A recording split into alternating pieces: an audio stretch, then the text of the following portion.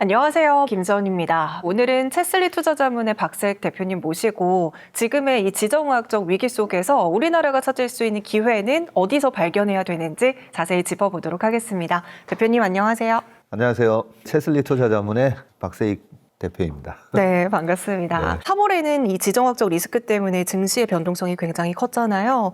4월에도 이 협상이 좀 지지부진해진다면 여전히 시장에서는 이걸 지속적인 리스크로 받아들일까요? 아니면 노멀한 이슈라고 받아들이게 될까요? 우리 투자자분들 입장에서는 이 부분이 주식시장에 그러면 어떻게 영향을 줄까? 3월 시작하자마자 2월 28일 날 시작됐던 이 전쟁 때문에 주가가 소위 말해서 폭락했잖아요. 변동성도 너무 심했습니다.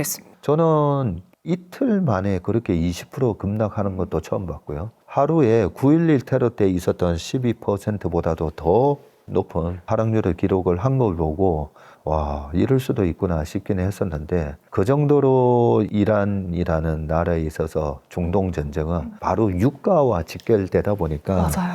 우리가 73년, 79년도 오일 쇼크에 대한 트라우마가 있거든요. 그 트라우마 때문에 아무래도 그런 전쟁이 터졌을 때 유가가 치솟고 그게 주식시장에 영향을 주는 이런 모습이 지금 전개되고 있는데 좀 다행스러운 거는요. 73년, 79년을 제외하고는 1980년대에 있었던 이라크가 이란을 공격한 그 전쟁이 이제 8년 갔거든요. 8년 갔고 90년에는 이라크가 또 쿠웨이트를 침공했었죠. 그리고 91년 1월 달에 사막의 폭풍 작전이 있었고 2003년도에도 걸프 전쟁이 있었고요. 근데 그게 경제 위기로 이어진 경우는 한 번도 없었어요. 저는 이렇게 생각하거든요. 우리가 주식 시장에 크게 영향을 준다면 미국 기업에 영향을 줘야 되고요. 네. 그러면 주식 시장이 너무 똑똑하기 때문에 반드시 주식 시장이 반응을 하게 돼요. 근데 중동 이번에 전쟁 사태로 빅스 지수가 뭐 50을 갔냐? 아니잖아요, 보면. 빅스 지수가 은근 안정적이에요.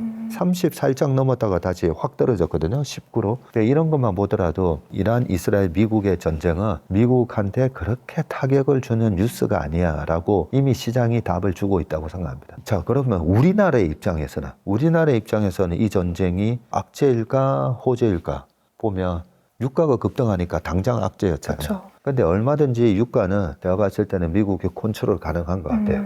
그렇다면 한 80불에서 110불 내에 유가가 그 정도 선에서만 어느 정도 등락을 거듭한다라고 보면 이번에 주식시장에 있어서 특이한 일이 하나 발생을 했는데 전쟁이 지속되면서 갑자기 우리나라 건설주들이 급등을 해요. 맞아요.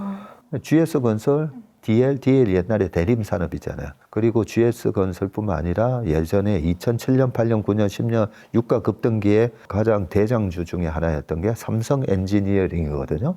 그 삼성 엔지니어링 주가가 폭등을 해요. 이걸 보면서 제 후배 중에 진짜 주식 천재가 있는데 그 주식 천재가 그 중동 전쟁을 딱 보더니 한 이틀 뒤에 전화가 왔어요. 형님, GS건설, 삼성 엔지니어링 그리고 대림산업 이렇게 옛날에 이란에 가서 석유 플랜트를 만들어주고 근데 이란뿐만 아니에요. 이란이 지금 그 주변 국가들 다 공격하고 있잖아요. 아랍에미리트, 사우디 막 파괴하면 파괴할수록 그 정유나 석유화학 플랜트 누가 만들어줬냐면 우리가 만들어줬어요. 그 파괴한 거 누가 다시 재건할 거야? 그러면서 우리나라 건설주들이 올라가는 이런 모습을 보면 긍정적으로 생각하면 베트남 전쟁 때문에 우리나라가 그때 베트남 전쟁 전에는요 우리가 국제적으로 원조를 받는 국가였어요. 달러가 없어서 원조를 받는 국가였는데 베트남 전쟁 이후로 우리가 수출 그다음에 산업화되면서 이제는 원조를 해줄 수 있는 나라로 바뀌는 계기가 된 게 베트남 전쟁이었어요. 그래서 전쟁의 양상을 보면 전쟁이 장기화돼서 우리나라한테 이게 큰 악재로 다가서면서 6천을 찍었던 주가가 다시 4천이 깨지고 3천을 가는 그런 모습이라기보다는 반도체가 이끌던 증시에 이제는 중동 재건 모멘텀까지 생기는 건가? 사실 좀 그렇게 생각이 듭니다. 건설 말고 요즘에 또 이제 에너지 가격이 어쨌든 흔들리고 있다 보니까 친환경, 신재생 에너지 이런 쪽에서도 우리가 기회를 찾을 수 있는 부분들이 있을까요? 2007년에서 2008년 넘어갈 때 2008년 8월 8일 날 베이징 올림픽이 있었거든요. 그러면서 중국에서 엄청나게 원자재를 땡겨서 인프라 투자를 합니다. 그러면서 뭐 석유화뿐만 아니라 철강 가격, 거기다가 석유, 유가까지 급등을 하게 되고요. 그래서 2008년도에 서프라임 모기지 사태가 발생했음에도 불구하고 2008년 한 4월까지는 유가가 143불 언저리까지 올라갔었는데, 그때 당시에 주식시장에 있어서 중국 인프라 사이클 플러스 재생에너지에 대한 대체에너지죠. 대체에너지 모멘텀이 발생을 합니다. 그러면서 2007년도에 최고의 대장주가 OCI. 그때 당시에는 이름이 동양제철화학이었고요. 그리고 풍력 하다 보니까 풍력 관련된 뭐 몇 개 기업들이 있는데, 태웅 같은 회사가 풍력 타워 있잖아요. 거기 들어가는 단조 해가지고 타워에 들어가는 철강 이런 것들 다 만들고 하다 보니까 태웅 같은 회사가 160배가 올랐어요. 한 5년 동안에. 네. 네. 그 놀라는 소리가 너무 커셔가지고 저도 깜짝 놀랐습니다. 근데 160배면 놀랄만한 게 1억 넣어놨으면 160억 되는 거죠. 그러니까요. 그렇죠? 네. 그리고 당시에 현대중공업, 조선도 2002년도 저점 대비해서 현대중공업이 한 몇 배 올랐냐면요. 34배 올랐어요. 그런 큰 주식이 34배나 그러니까요. 올랐거든요. 무거운데. 그래서 이게 참 우리가 보면 주식시장뿐만 아니라 이 경제가 유가가 높으면 높은 대로 거기에 맞춰서 살아있는 생물체처럼 막 변화를 합니다.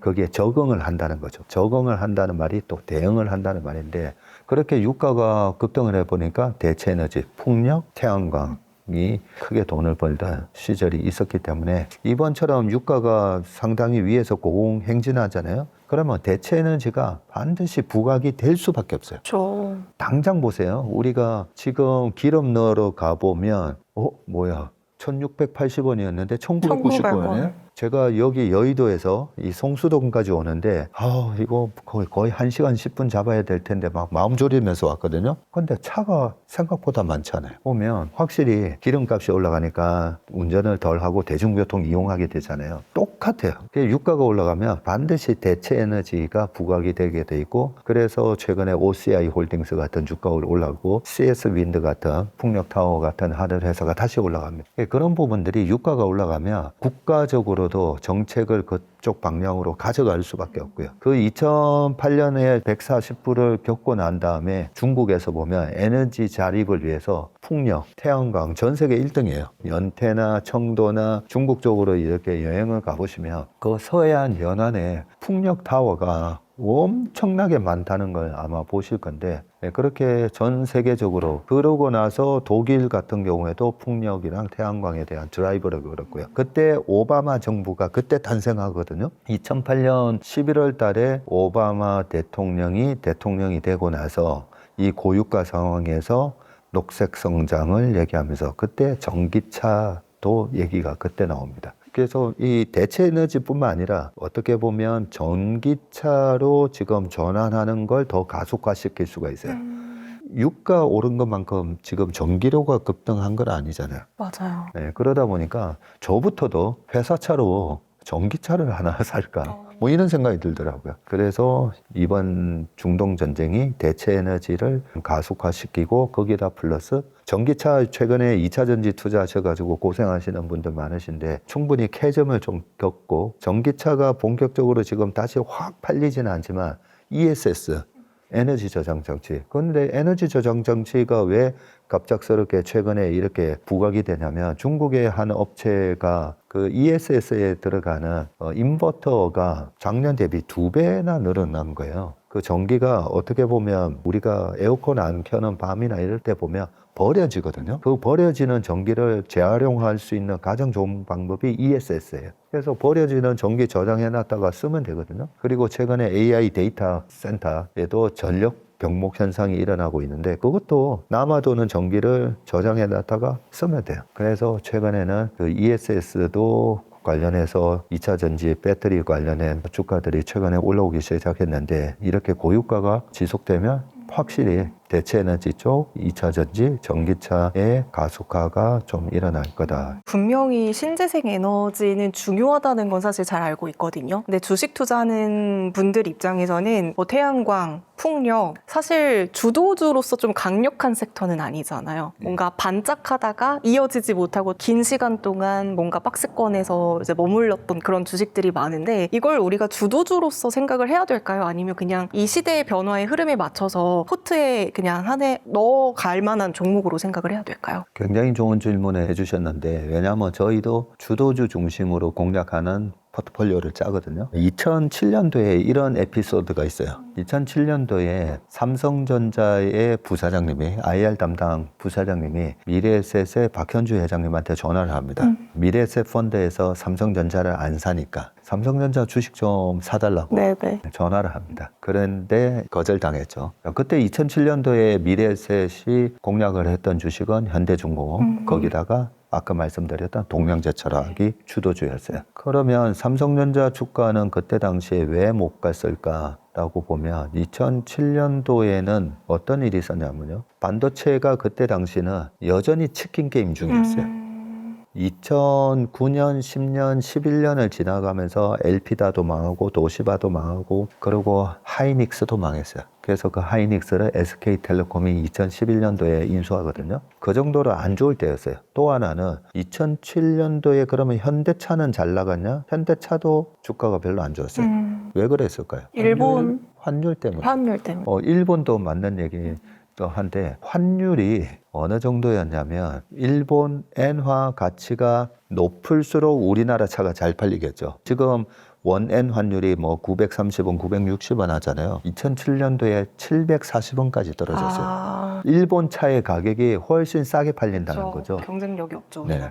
근데 1,500원이 되면 엔화 강세인 거죠. 근데 지금 960원 하는데 그때 2007년도에 원달러 환율이 900원, 원엔 환율이 740원. 우리나라 원화 가치가 너무 셌던 거예요. 지금 우리 원달러 환율이 1,500원 이러는 상황에서 야 우리가 900원 할 때도 있었나? 이러시잖아요. 엄청 원화 가치가 강했었죠. 그때는 삼성전자가 전혀 힘을 못 썼어요. 현대차 전혀 힘을 못 썼어요. 그렇기 때문에 지금은 반도체가 너무 좋잖아요. 거기다가 환율이 1,500원이에요. 그러니까 이번에 삼성전자 1Q 예상 실적이 컨센서스는 한 40조, 여의도에서만 50조 잘하면 나올 수 있겠다. 57조 나왔죠. 57조 나왔죠. 57조 2천억 나오면서 거기에도 분명히 환율 효과가 있어요. 그죠? 환율이 1,500원이 아니라 만약에 1,000원이었으면 57조가 아니라 한 30조 나왔겠죠. 그죠? 그 정도로 환율이 미치는 영향이 큽니다. 그래서 지금 이제 주도주에 대한 말씀을 하셨는데 대체 에너지가 주도주가 될 수가 있을까라는 부분에 있어서 2007년, 2008년 초 언제든지 그런 현상은 있었다는 거죠. 그래서 우리가 주식을 하면서 항상 좀 유연한 이 플렉시빌리티가 되게 중요한데 이 정도 섹터가 주도주가 될 수 있을까? 그런 적도 있었다는 거죠. 그리고 또 최근에 조선 업황도 약간 또 심상치가 않잖아요. 이쪽 섹터는 전쟁과 또 어떤 연관성이 있을까요? 이 부분이 참 너무 중요한데요. 보통 조선의 사이클이 오잖아요. 네. 제가 주식 투자에 있어서 과거에 한 5년 전에 투자의 본질이라는 이제 책을 쓸 때 보면 우리가 투자하는 자산의 변동성에 대해서 공부를 할 필요가 있어요. 사이클 기업이잖아요. 조선업 사이클, 그렇죠. 반도체 사이클. 그 사이클이 업턴일 때는 주가가 아까 현대중공업 34배 올랐다 했잖아요. 다운 사이클일 때 삼성 엔지니어링 주가가 마이너스 90% 났어요. 다운 사이클에 잘못 끌리잖아요. 망하기도 해요. 그렇기 때문에 이 사이클을 우리가 공부를 할 필요가 있는데 조선업 사이클이 2001년도에 중국의 WTO 가입 이후로 중국이 세계 공장 역할을 하면서 엄청난 공산품을 만들기 위해서 일단 수입해야 되죠. 원자재 수입해야 되죠. 그럼 벌크선이 필요해요. 그리고 만든 거 팔아야 되잖아요. 그럼 뭐 공산품을 뭐에 싣고 가냐? 컨테이너. 컨테이너선. 이 두 가지가 다 필요하다 보니까 엄청난 배가 필요해서 그때부터 2003, 4, 5, 6, 7, 8, 9, 10, 11년까지 이 조선업 빅사이클이 시작됐던 거예요. 그러면 우리가 자동차는 혹시 중고차 사시려고 하는데 중고차 내가 사려고 하는 차를 봤더니 뭐야 10년 탔네? 10년 탄 차 사기 좀 쉽지 않잖아요. 이거 타다가 폐차시켜야 될 것 같으니까 배는 어느 정도 사용하나 사용 연수가 한 20년이에요.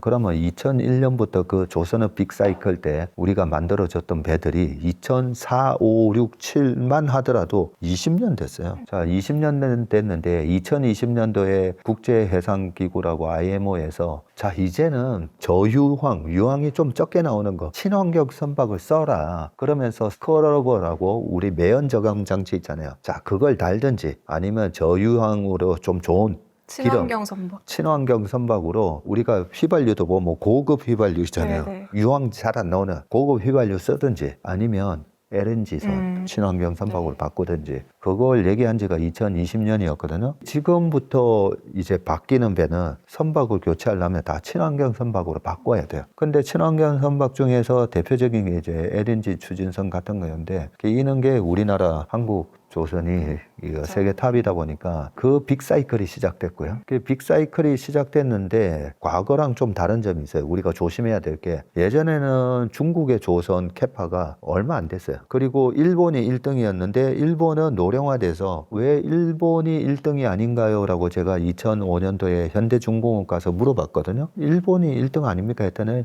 일본이 노령화가 심해서 용적봉이 없다는 거예요.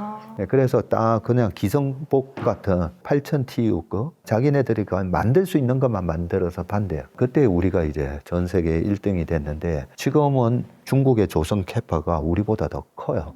그럼 뭐 조심해야 되죠. 우리보다 더 크니까. 근데 트럼프 대통령이 중국 배 쓰지 마 한 거예요. 중국 배가 뭐 미국이나 입항할 때는 뭐 수수료를 얼마 내야 된다 이러면서 아예 중국 배를 쓰지 말라는 메시지를 보낸 거죠. 그렇기 때문에 지금은 큰 조선의 사이클이 도래했는데 중국 배 쓰지 마.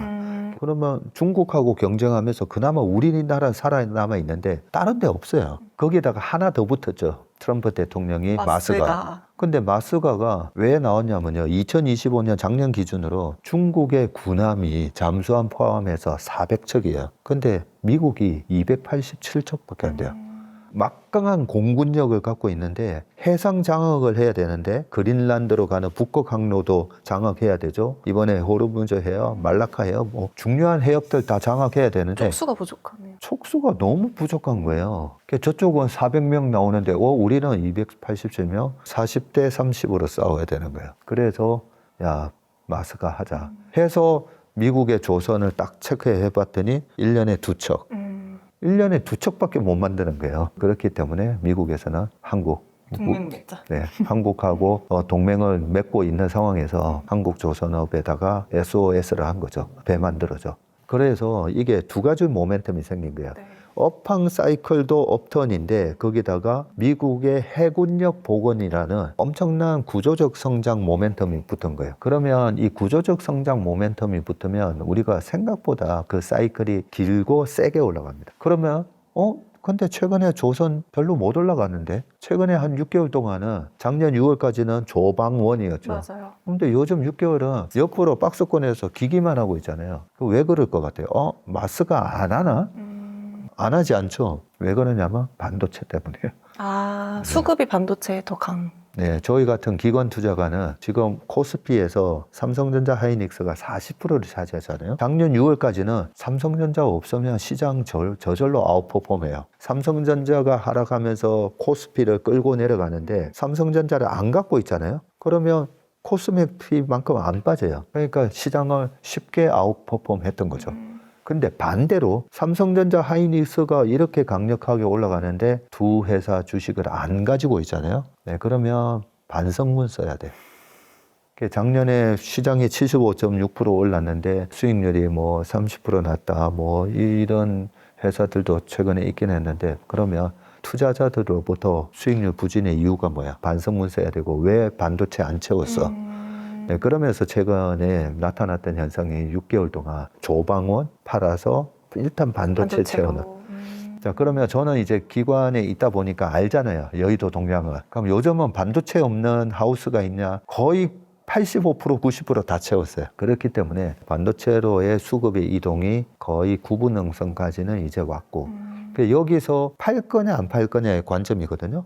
계속 홀드냐 아니면 어느 정도에서는 이제 팔고 다른 걸로 갈아탈 거냐. 근데 이번에 4월 7일 날 있었던 삼성전자의 실적 발표에 팔면 안 되겠네. 약간 실적이 너무 좋아서. 이런 느낌을 준 거죠. 뭐야 40조, 45조, 50조까지는 생각했는데 57조. 그러면 사람 심리가 그렇잖아.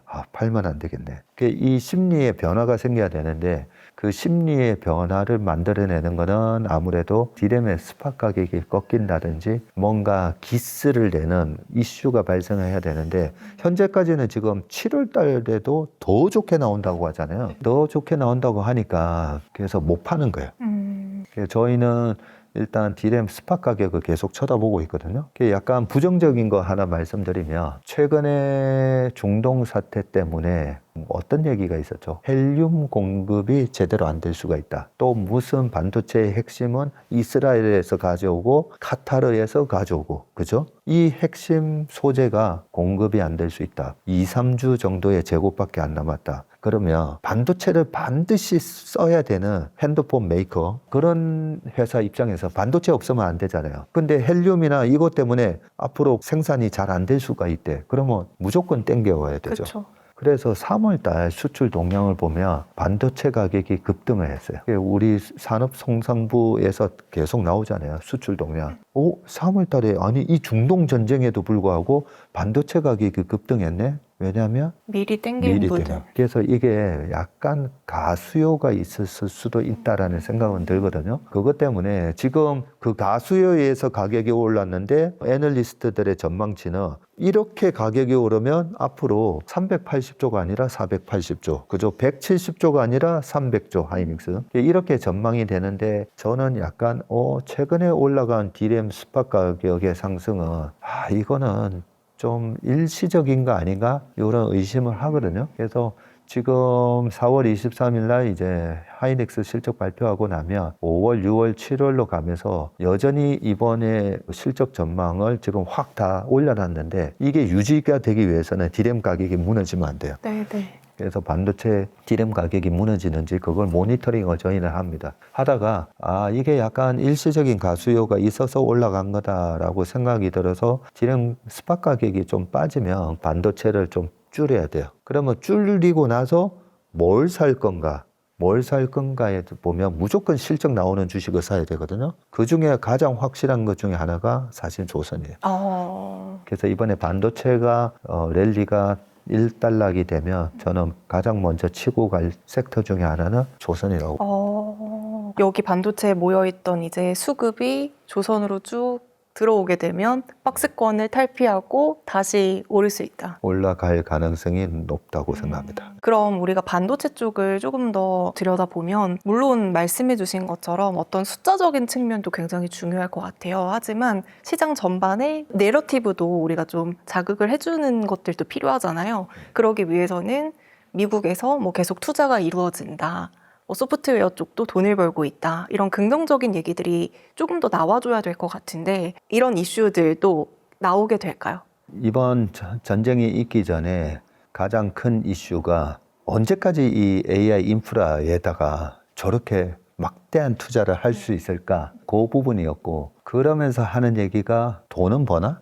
네, 그거였었잖아요. 근데 저는 이제 닷컴 버블을 겪어봤었거든요. 닷컴 버블을 겪으면서 아니 돈은 버나? 돈 버는 게 없었어요 그때.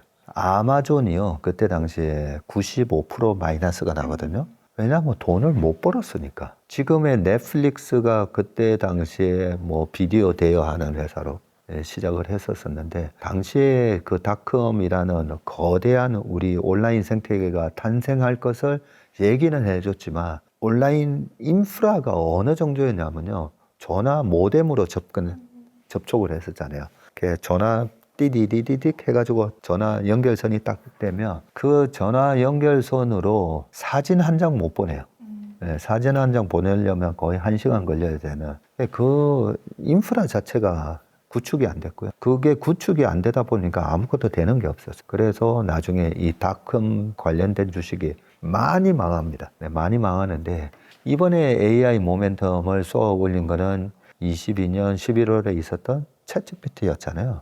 챗GPT가 나오고 사람들이 써보니까 뭐 어떻게 이런 기능이 가능한 거지? 저 같은 경우에도 저희가 리서치를 많이 해야 되는데 옛날 같으면 구글링 아니면 네이버 들어가서 검색을 하고 블로그 찾아보고 막 이랬다면 지금은 그런 거를 다 찾아서 쫙 요약을 해주잖아요. 우리는 예전에는 그걸 찾아서 우리가 소위 말하는 다큐멘테이션을 해야 되는데 지금 뭐 알아서 쫙 해주니까 옛날에 2-3시간 걸렸던 걸 5분? 5분 만에 해주니까 어메이징한 거죠. 자, 그러면 2-3시간이 5분, 10분 만에 된다는 걸 우리가 세련된 용어로 뭐라고 얘기하냐면 그게 바로 생산성을 향상시킨다고 그러죠.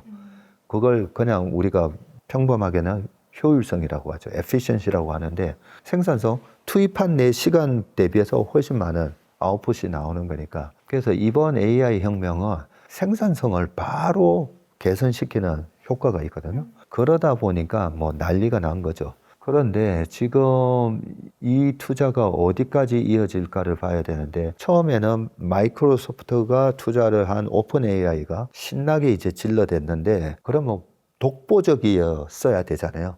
독보적이어야 되는데 처음에는 구글이 우리도 해 하고 바딩가 뭔가 했다가 완전히 엉터리 나왔잖아요. 야 뭐야 안 되네. 구글이 만든 AI가 수준이 저 정도밖에 안 되는 거 보니까 안 되구나. 그러면서 오픈 AI가 더 힘을 받았었는데 작년 초에 하나의 큰 이슈가 하나 발생했죠. 중국의 양원평의 딥시크. 아니 GPU, 그 비싼 GPU 안 쓰고도 이런 걸 만들어낸다고? 그게 그날 엔비디아 주가가 15% 이상 하락했어요. GPU 안 써도 되네? 근데 안 쓰고 한 제품을 써보니까 뭐야가 된 거잖아요. 저도 다 지워버렸어요. 역시 그런 부분 그렇지. 그러고 나서 또 경쟁이 붙는데 그리고 구글에서 제미나이를 딱 출시했는데 와 제미나이가 장난이 아니에요. 그러니까요. 그래서 제미나이랑 저는 오픈 AI의 이제 양대 축이구나. 애플의 앱스토어랑 구글의 안드로이드랑 이렇게 양대 축을 만든 것처럼 이제 이 두 개가 장악하는 시장이 됐나 싶었더니 엔스로픽이 나온 거죠. 엔스로픽은 오픈 AI에 처음에 참여했었던 브라더 앤 시스터 남매가 그죠? 나와서 차린 회사인데 엄청 파워풀하죠. 그래서 제가 이쪽 AI 관련된 이 엔지니어들을 계속 물어보고 있거든요. 너무 파워풀하다는 거예요. 엔스로픽이. 그렇기 때문에 지금 이쪽 오픈 AI 쪽 아마 샘 엘트만은 엄청 지금 잠을 못 잘 것 같아요, 저는. 경쟁자가 계속 나오고 있잖아요. 그러니까요. 그리고 왜 잠을 못 자냐면 그냥 우리 3등 하지. 3등은 죽는 거예요. 없어지는 거예요. 그래서 제가 그 예를 어떻게 되냐면 99년도에 당시에 닷컴 시절에 지금의 앨런 머스크처럼 가장 많이 나온 인터뷰한 사람이 있었거든요. 야후의 제리 양이었어요. 야후의 파운더 제리 양. 잘 모르시는 것 같아요. 네. 세대가. 네, 벌써 26년 전이니까. 야후의 제리 양이라는 사람이 거의 앨런 머스크처럼 나왔어요. 근데 지금 야후 안 쓰잖아요. 네. 야후 파이낸서 정도 남아있고, 일본 정도가 야후 쓰고 있고, 야후 안 써요. 그래서 거의 망했거든요. 실제 망했어요. 다음 세대 혁신에 뒤처지면 죽는 거예요. 뒤처지면 죽는 거기 때문에 지금은 그 새 회사들이 여기서 죽을 수가 있기 때문에 최근에 구글에서 연구체, 돈을 회사채 발행해서 또 지르고 있잖아요. 어쩔 수 없어요. 여기서 뒤처지면 죽는 거예요. 그렇기 때문에 지금 AI 인프라 사이클이 끝났나라고 보면 저는 단언컨대 안 끝났어요. 언제 끝났냐면 1, 2등이 확실하게 정해지고 3등이 죽어야 끝나는 게임이에요.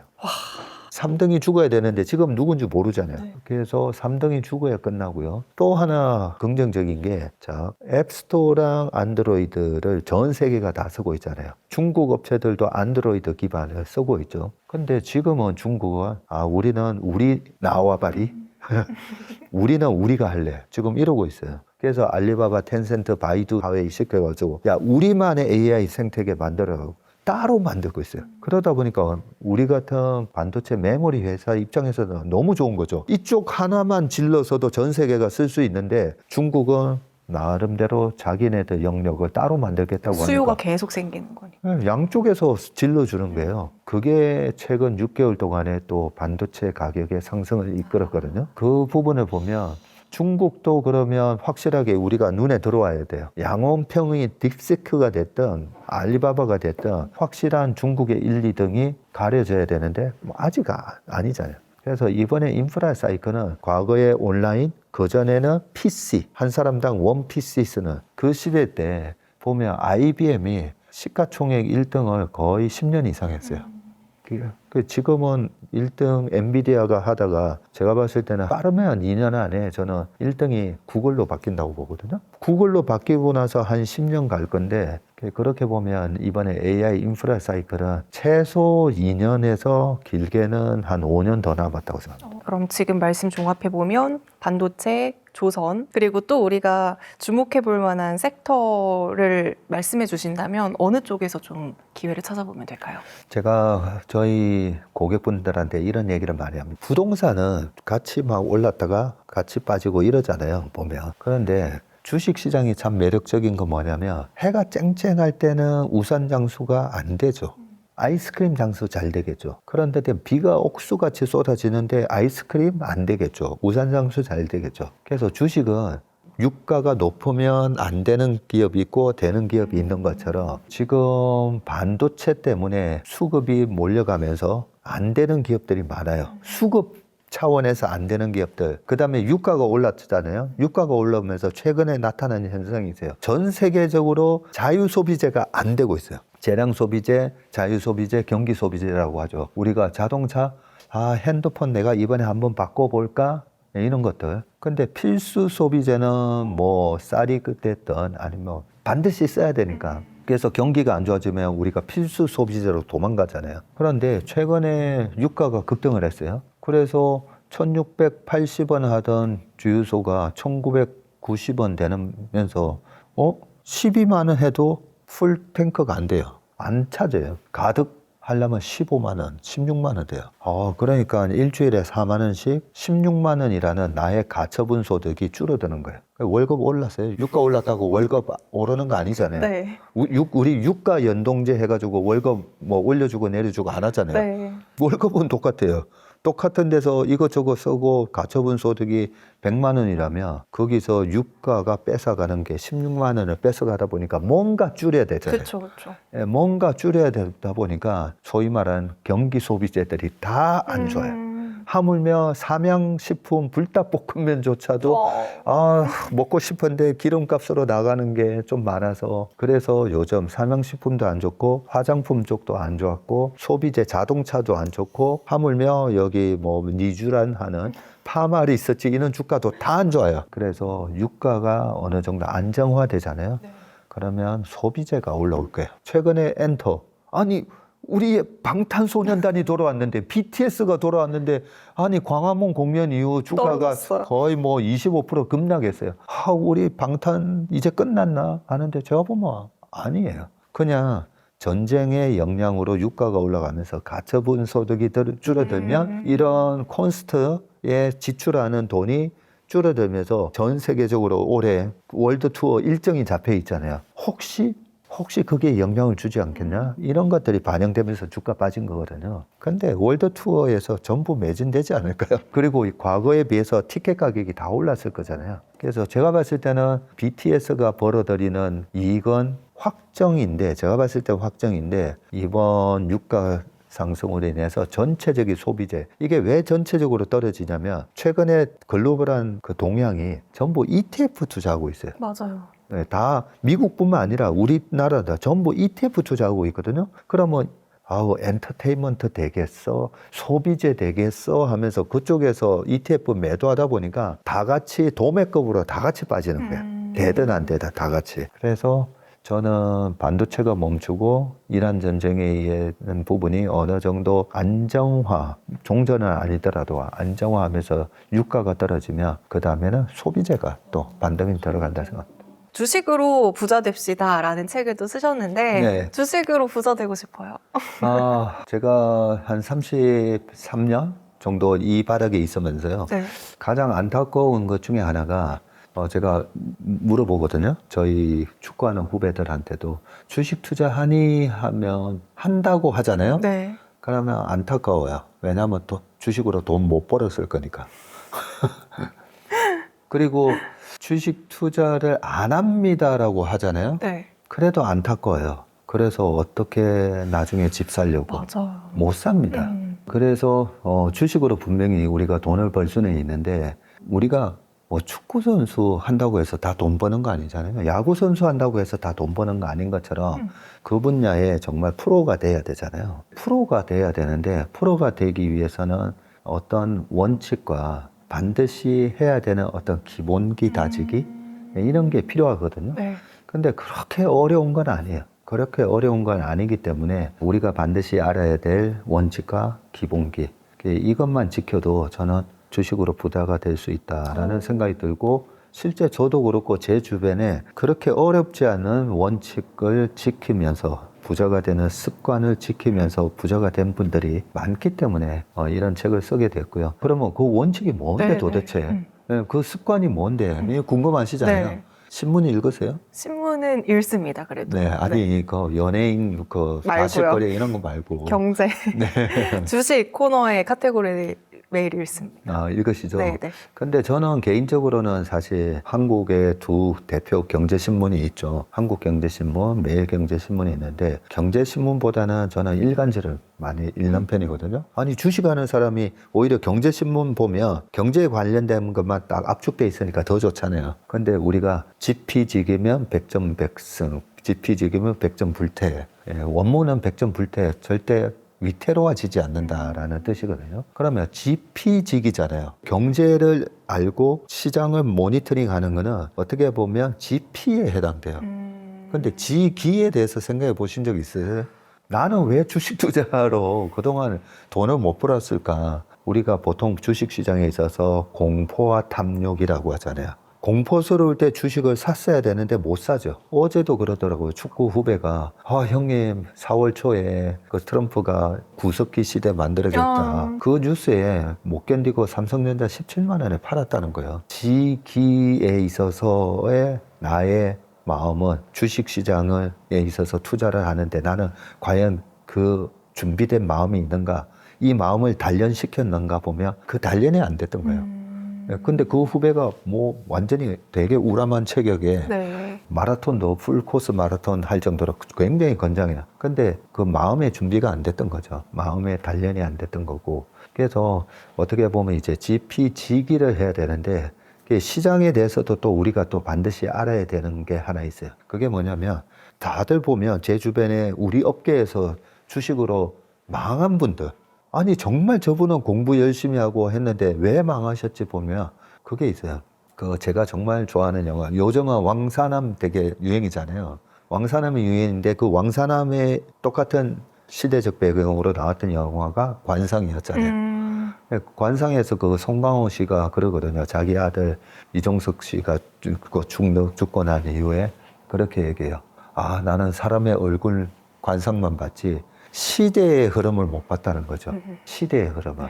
제가 그걸 보면서 이 얘기는 꼭 해야 되겠다. 우리가 망한 사람들의 특징이 내가 정말 이 주식은 확실하다라고 해서 샀는데 그것도 신용으로 확신이 있으니까 신용 투자한 거잖아요. 망해요. 시대의 흐름을 못 봐서 그래요. 그 예가 단적인 예가 아이폰이 네. 2007년 6월에 나왔거든요. 2007년에 가장 강한 주식은 애플이었어요. 근데 2008년도에 애플 주가가 67% 빠져요. 그리고 아마존이 지금의 아마존이 된 이유는 클라우드 때문이잖아요. 그 클라우드 때문에 아마존이 잘 나가는데 2008년도에 아마존 주가도 거의 78% 빠져요. 그 회사의 문제가 아니었던 거죠. 시대의 흐름을 못 봤던 거죠. 주식 시장이 무너지는 거, 시장이 무너지면서 내 주식도 무너지는 걸 우리가 시스템 리스크라고 그래요. 네. 내가 투자하는 회사의 개별 기업의 리스크가 아니고 시스템 리스크. 그러면 그게 저는 이렇게 생각하거든요. 우리가 뭐 북한산을 올라간다든지 아니면 설악산 가는데 제일 먼저 체크해야 되는 게 날씨잖아요. 나는 튼튼하니까. 내가 한 2달 연속 훈련했으니까. 그런데 주식시장은 제가 보니까 설악산이 아니에요. 에베레스트 산이에요. 그런 에베레스트 산 K2를 등반을 한다고 하면서 날씨 체크 안 하고 그냥 운동화 신고 그러면 안 되잖아요. 그래서 전문 산악인에 해당되는 우리 업계의 전문 펀드 매니저들도 왜 주식으로 돈 못 벌었나 보면 다 그런 폭풍우가 몰아칠 때 내 자신만 믿고 등반한 거예요. 그런 얘기들을 좀 담아놨고요. 그래서 시대의 흐름을 반드시 체크해야 된다. 그게 이제 시장 분석이에요. 그 다음에 종목 있잖아요. 종목을 웬만하면 안 망하는 방법이 있어요. 안 망하는 방법이 뭐냐면 전원주 선생님이 하이닉스 2만 원에 사서 지금 크게 돈 버셨다고 하잖아요. 그 업계에 탑 티어만 투자하면 돼요. 그 업계에서 1, 2등을 하는 1등 기업만 하면 돼요. 그 1등 기업만 하면 절대 손해가 안 나요. 그리고 설사 21년도 1월 달에 삼성전자 12만 원 간다는 리포트 보고 9만 원에 사신 분들 8만 8천 원, 저 8층에 있어요. 구조대 언제 오나요? 막 그랬었잖아요. 그래서 그 구조대 언제 오나요? 얘기가 6만 원, 5만 원 갔을 때 제가 이렇게 머니인사이드 오면 항상 물어봐요. 삼성전자는 언제 올라가나요? 그때 제가 그러죠. 삼성전자 하이닉스는 반도체 사이클로 보면 항상 3, 4년마다 정고점을 돌파해요. 그게 우리가 1등 기업에 딱 붙어서 매매해야 되는 이유예요. 반드시 3, 4년 안에 정고점을 반드시 돌파해요. 그러면 떨어지면 떨어질수록 손절매? 아니죠. 물타기 해야 되죠. 물타기를 하면서 단가 계속 낮추시면 돼요. 그리고 저 물타기는 그래도 잘해요. 물타기에서 단가 6만 7천 원 만들어 놨다가 5만 원 깨지는 거 보고 전자는 안 되나 봐. 내가 정말 잘못 투자했나 봐. 본전되면 팔아야지. 그래서 다 본전되면 파셨잖아요. 6만 7천 원, 7만 원에 물리셨던 분은 7만 원, 8만 원에 물리셨던 분은 8만 원. 본전되고 탈출하신 분들이 250만 명 정도 돼요. 650만 명, 670만 명 갔다가 지금 420만 명 이러거든요. 본전에서 투자가 아니잖아요, 이게. 그래서 왜 그 본전에 나오셨을까? 왜 밑에서 못 살까? 그거는 1등 기업, 내가 투자하는 기업이 어떤 기업인지 모르고 투자하셔서 그래요. 그래서 어느 분야든 그 분야의 1등 기업을 투자하면 떨어지면 물타기 하시면, 그리고 반드시 그 주식은 정고점을 회복한다. 이렇게 보시면 되고. 자, 그런데 여기서도 하나 당부드리고 싶은 말씀이 1등 기업인데 중국하고 1, 2등을 겨루고 있으면 안 돼요. 중국하고. 네. 그래서 저는 1등 기업만 매매한다라고 하면서, 하지만 중국이 1등인 경우에는 투자하지 않는다라고 해놨습니다. 그런 것들이 최근에 2차 전지가 CATL이 1등이 됐잖아요. 그러면 아무리 우리가 너무 잘했죠. 우리나라 기업을 견제하기 위해서 중국 정부가 삼성 SDI하고 LG 엔솔에다가 보조금 안 줬어요. 자기네 나라 배터리만 주고. 그렇게 해서 CATL하고 BID를 이만큼 키운 거예요. 그러다 보니까 우리가 여전히 경쟁력을 갖고 있음에도 불구하고 중국이 1등이 되고, 벤츠라든지 테슬라가 중국 배터리 썼잖아요. CATL 거. 그런 경우에는 투자를 하지 않습니다. 왜냐하면 마진이 안 나와요. 마진이 안 나오기 때문에 중국하고 경쟁하면 투자를 하지 않는다는 원칙. 그래서 좋은 습관은 뭐냐면요. 이런 세상의 변화, 중국이 1등 됐다라는 걸, 그게 무슨 저만의 내부자 정보냐? 아니잖아요. 신문에 다 나와요. 그래서 매일같이 신문을 읽으셔야 되고, 경제면도 보셔야 되지만, 아까 내 마음의 관리를 하기 위해서는 그런 인문학적인 걸 많이 읽으셔야 돼요. 맞아요. 철학이라든지 과거의 역사라든지 심리학이라든지. 제가 제일 좋아하는 칼럼 중에 하나가 허지원 교수님의 마음 상담소, 이런 거. 그런 칼럼 너무 좋아해요. 우리 마음이 어떤 속성이 있는가, 이런 걸 알려주시기 때문에. 그래서 지피지기를 생각하시고, 일단은 시장을 아는 것도 중요하지만 내 마음 관리를 할 줄 알아야 되고, 그 마음 관리 중에 탐욕과 공포, 또 하나 더 있어요. 조급함. 조급함. 네. 그래서 제가 이렇게 상담을 해보면, 자산이 많은 분들일수록 제가 뭐라고 그러냐면, 저희 회사는 연평균 한 15%를 목표로 합니다, 이러잖아요. 그러면 딱 눈빛이 달라요. 자산이 많으신 어떤 사모님은 한 80 다 되신 분이신데 이렇게 인자한 미소를 지으시면서 8%만 해도 다행이죠. 오, 딱 그래요. 여유가 있으시네요. 네, 8%만 해도 다행이죠. 부자의 입장에서는 이자가 2, 3%잖아요. 근데 니네들이 15%? 나는 8%만 벌어도 돼. 그리고 왜 8%가 중요하냐면 물가가 한 5%씩 올라가요. 공식적인 물가는 뭐 이래 섞여 있어서 그만큼처럼 안 보이지만 우리가 느끼는 실제 물가는 연평균 5%라고 보면 되거든요. 그러니까 5%보다 3%나 더 높은 8%만 해도 내 돈이 녹지는 않아요. 쌓여요. 근데 3%, 물가가 5%인데 3%짜리 예금 계속 하잖아요. 내 돈이 계속 녹아내려요. 그러니까 그 부자분들은 내 자산을 지키고 싶은데 8%만 해도 다행이지. 그 말씀하시고 빨리 돈을 벌고 싶어. 그런 가난한 마음에게 연평균 15%예요? 월 15% 아니세요? 월 15%라도 해도 아니 저기 리딩방이나 이런 데 보면 200% 얘기하던데 3개월에 200% 내준다고 하는데 연 15%요? 이런 말을 한다는 거죠. 그래서 우리 마음 관리를 왜 연평균 15%가 대단한 수익률인지 그런 부분들을 책에 담고 있기 때문에 일단 우리가 골 세팅, 우리 재테크의 목표부터 세팅부터 좀 합리적으로 하고 그게 오랫동안 크게 터지지 않고 낭패를 보는 그런 투자를 예방하면서 투자를 하면 얼마든지 부자가 될 수가 있고 그래서 책 제목을 주식으로 부자 됩시다라는 얘기를 제목을 소액이신 분들도 많으실 거잖아요. 1,000만 원, 뭐 3,000만 원 이렇게 투자해도 부자 될 수 있겠다. 네, 그거는 부자가 될 수 있는 게 자, 안타까운 것 중에 하나는 대부분의 우리나라 분들이 은퇴 제 친구들 요즘 은퇴 많이 하거든요. 그러면 지금에서야 재테크에 관심을 가져요. 지금 재테크에 관심을 가져서 제 친구 언론사 부사장 하는 친구도 그런 얘기를 해요. 내가 지금 한 8천만 원 있는 이 8천만 원으로 퇴직금 받아서 생활을 하려고 하니까 생활이 안 된다는 거죠. 그래서 이걸 3억을 만들고 그걸 갖다가 연평균 15%를 만약에 친구 세이기가 내주면 그러면 나중에 6억 정도 되면 연평균 15%면 9천만 원이잖아요. 그러면 연간 9천이면 국민연금 더해서 월 한 700 정도에서 한 800 정도 받으면 충분히 생활되거든요. 그렇죠. 네, 그런데 재테크는 조금이라도 빨리 시작해야 돼요. 나이 55세, 60대에서 시작하려고 하니까 앞으로 소득은 없는데 그렇죠. 걱정인 거죠. 조급함도 생기고. 조급함이 생긴 거예요. 근데 조금이라도 좀 전에도 저희 고객분 자녀 38, 40이라고 그러더라고요. 한 분은 약사예요.